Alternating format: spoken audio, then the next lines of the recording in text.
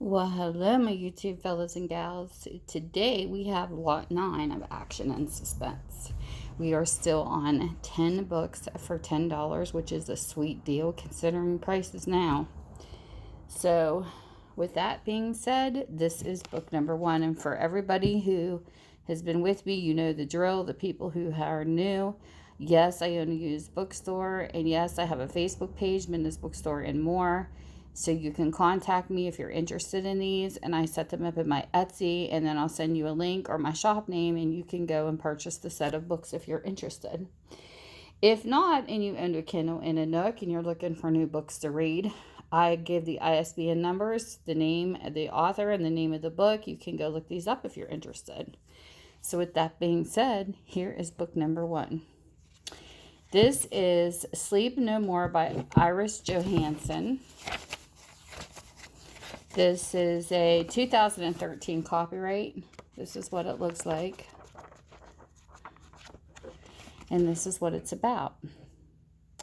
Held captive for decades, forensic sculptor Eve Duncan knows what it's like to be haunted by the past. For years after her daughter Bonnie was stolen from her, she fought for closure. Now as she strives to begin anew, she finds herself on another missing persons case, one that is as mysterious as it is personal. A woman named Beth Avery, who has been locked away in a psychiatric facility for years, has vanished, and her connection to Eve is deeper than she can imagine.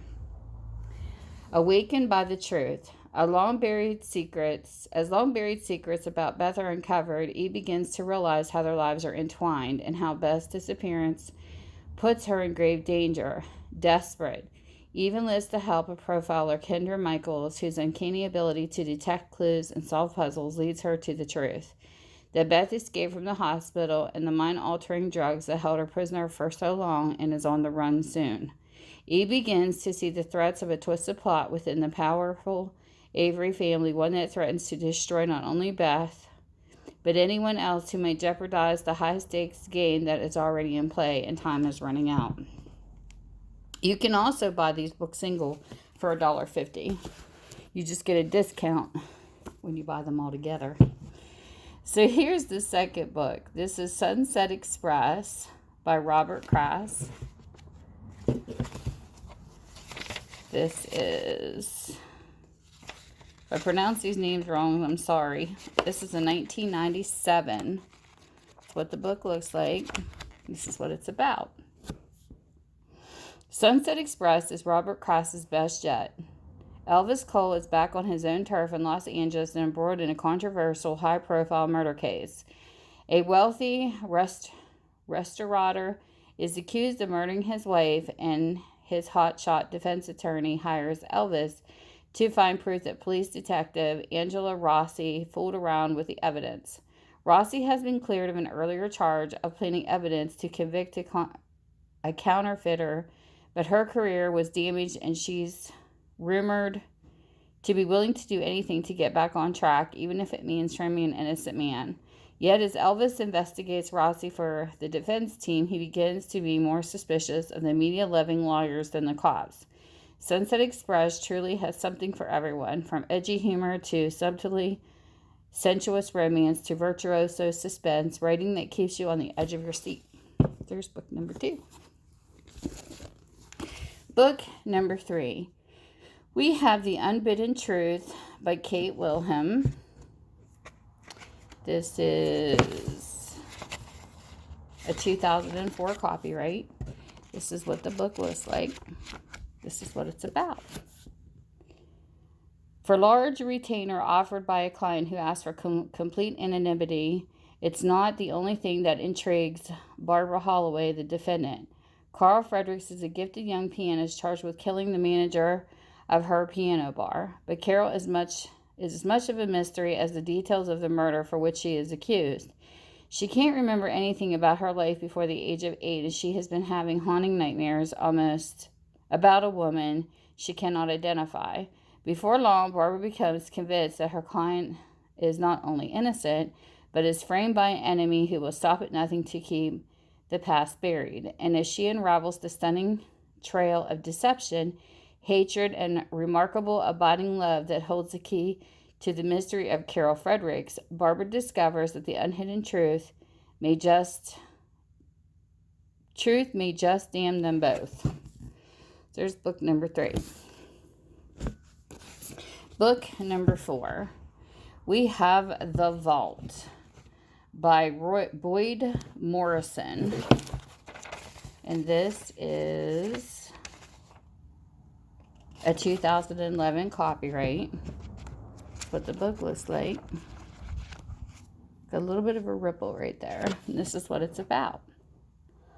Military engineer Tyler Locke's commute on a Seattle ferry is plunged into terror when an anonymous caller claims that his talent has been kidnapped and that a bomb on the boat's car deck is set to detonate in minutes. Disabling the device alongside classical language expert Stacy Benedict, who received the same threat and whose sister has been taken, they are forced by the criminal genius behind the setup to undertake a seemingly impossible mission under the legendary lost riches of King Midas. Armed with an ancient manuscript and with just 5 days to thwart a plot for unspeakable devastation, Tyler and Stacy sweep from Italy, Germany, and Greece to the streets of New York City in a blistering race to unravel a 2,000-year-old puzzle that has eluded mankind. So there is book number 4. Book number 5. We have Murder on the Ghost Walk by Ellen Elizabeth Hunter. This is a 2003 copyright. That's what it looks like. Skinnier book. Earthly Remains. Home to some of the Old South's most famous ghost walks, historic Washington's haunted mansions delight thrill seekers and the curious alike. For Ashley Wilkes, newly commissioned to work as a historic preservationist at one of Orange Street's stunning antebellum homes, I can't read it because it's dark, it's not ghosts she tangles with, but with actual dead bodies. 2 skeletons, possibly the remains of owners believed to have left town suddenly and under strange circumstances, have added more spice to the season. Ashley starts poking around, suspecting there is more to the grisly discovery than meets the eye. As she digs into the walls of the mystery, she finds shocking clues that tell her a killer is poised and ready to strike before she uncovers the scandalous truth at the heart of the crime. So there is book number 5. I can't talk again today. I never can. This is book number 7. 1, 2, 3, 4, 5. No, this is book number 6. This is Obsessed by Ted DeKker. I cannot keep track today. And this is copyrighted 2005. This is what the book looks like. This is what it's about. It's called Obsessed. Stephen Fredman is making a good living in real estate in 1970s Los Angeles. He's just an ordinary guy living an ordinary life, or so he thinks. But when he discovers an extraordinary piece of information that sheds light on his family's mysterious past, his world will never be the same. It's a clue from the grave of Holocaust survivor, and one that makes Stephen heir to an incredible fortune. Upon learning of its existence, he'll stop at nothing to claim what is rightfully his. There's only one other man who understands the value of this clue, as it leads to a source of incredible power he's desperate to obtain. The man is Roth Braun, a serial killer who's been waiting for Stephen for 30 years. Roth was stopped once before, but this time nothing will stand in his way. So there's book number 6. Book number 7. This is 6 Pounds of Walleye by Elizabeth Gunn. It is a Jake Hines mystery. This was a 2002 copyright. That's what it looks like. That's what it's about. Another dark back. Those are hard to read. Okay. It's a gray, bone-chilling February in Rutherford, Minnesota, and bad moods are contagious. Things go from bad to worse when a schoolboy suddenly collapses while waiting for the bus and is pronounced DOA from a gunshot wound to the head. Heart. Blah, blah, blah. Here we go. Take a deep breath. To the heart. Across town, a riot breaks out among members of the hockey team in the team's school parking lot, apparently instigated by the police chief's son. For Detective Jake Hines, spring is still a very long way off. Fighting the winter blues north of the 43rd parallel requires a change in attitude, something Jake is able to do as he tackles these highly sensitive cases. When a call about the shooting of a dog provides Jake with his team with the missing link, things start to heat up and bring a killer's blood to the boiling point. Book number 7. Book number 8. This is Harry Turtledove by Joe Steele. Or Joe Steele by Harry Turtledove. That's what it is. It's Joe Steele by Harry Turtledove. I don't know. Something like that. They look backwards to me. This is, yeah, it is. It's a 2015 copyright. So it's actually Joe Steele. This is what the book looks like. You get two names. It gets confusing. The Great Depression continues to cast its dark shadow over the country. Desperate times call for desperate measures, so the Democratic Party makes an interesting nomination for their presidential candidate, California Congressman Joe Steele, the son of a Russian immigrant labor who identifies more with the common man than the wealthy power brokers in Washington, D.C. Achieving a landslide victory, President Joe Steele wastes no time pushing through the Congress reforms that put citizens back to work. Anyone who gets in his way is getting in the way of America, and that includes the highest in the land.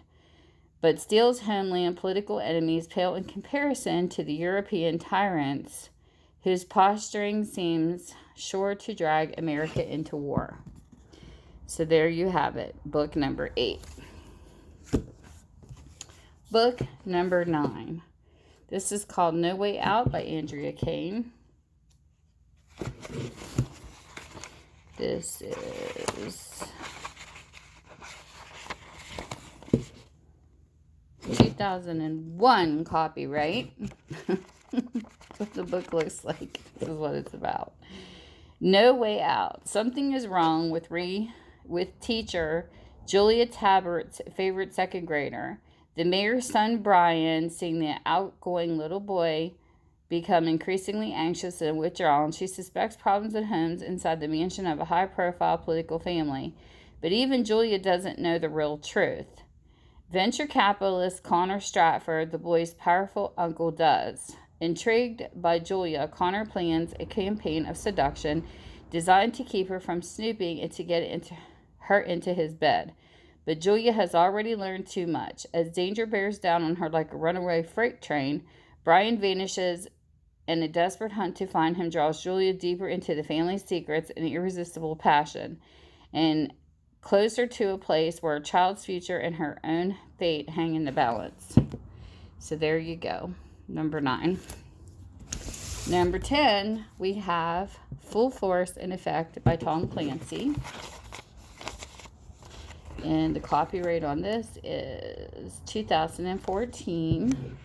That's what the book looks like. This is what it's about.